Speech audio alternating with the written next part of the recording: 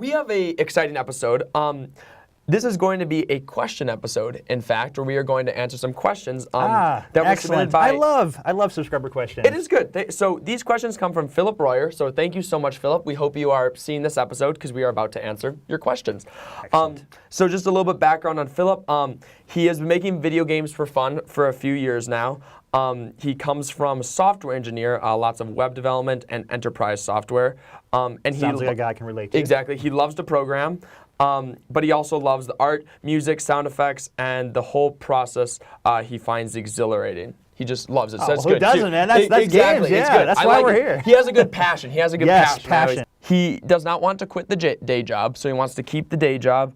But he wants to, start kind of funding this on the side.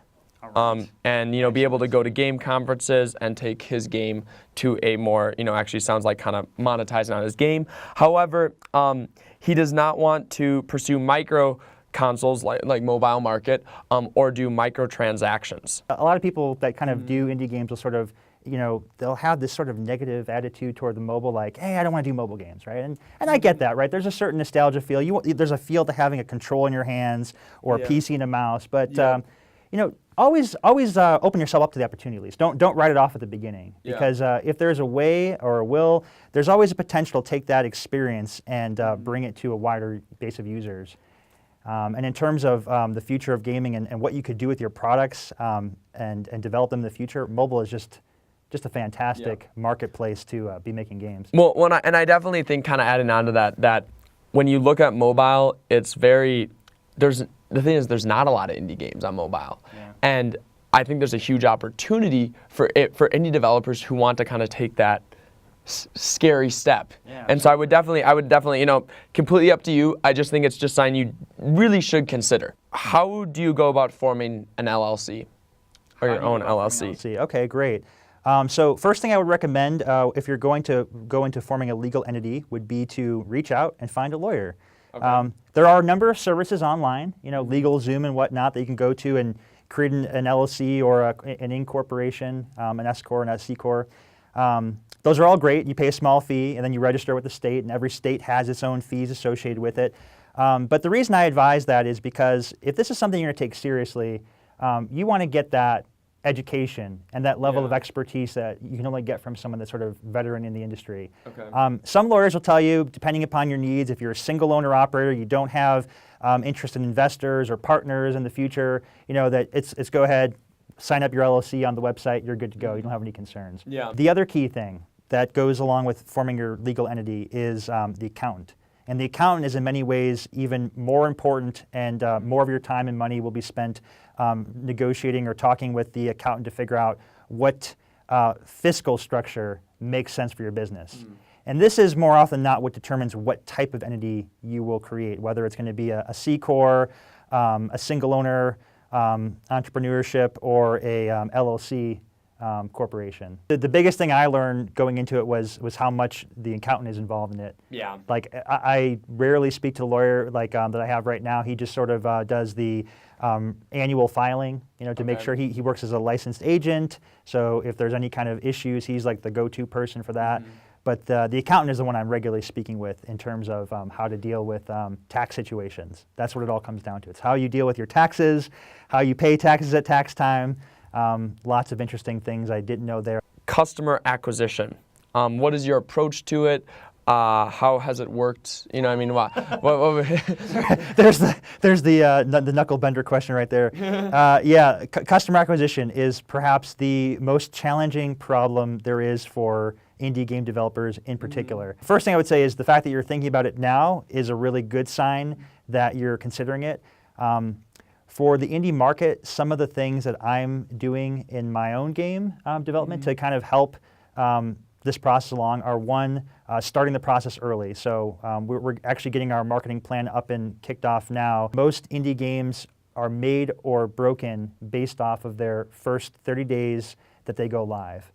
Yeah. So it's absolutely critical that before you get to that point, you've got an audience of players there and waiting that are excited to play your game. Well, one thing, really look for that niche community, because every game has, you should be going for a target audience. And this is just kind of just an add-on thing, and they recommend, this is used a lot in Kickstarters nowadays, but looking for like Reddit threads or forums or blogs that talk about, like say we're making a CCG, right? And it has like a tinge of anime in it. So now we're gonna look for kind of maybe blogs that have, maybe it's a Western anime style, right? Yeah. So now we're gonna look for blogs that feature things like that. How do you go though about maintenance? If he wants to make games better in the future, how do you go about maintaining these current games and such? Use a code repository if you're now doing that. That's kind of goes without saying, but I actually didn't use one the first time I made a game. I used to hand make refactoring changes with Dreamweaver find and replace. It was like so archaic, but yeah, get a good IDE, use a code repository so you can track all your changes and you can find the stuff later. Those are basic tips. GitHub, yeah, Stash, SourceTree, all those. All those are good. This next question I think is a very interesting question, and it's a very important question.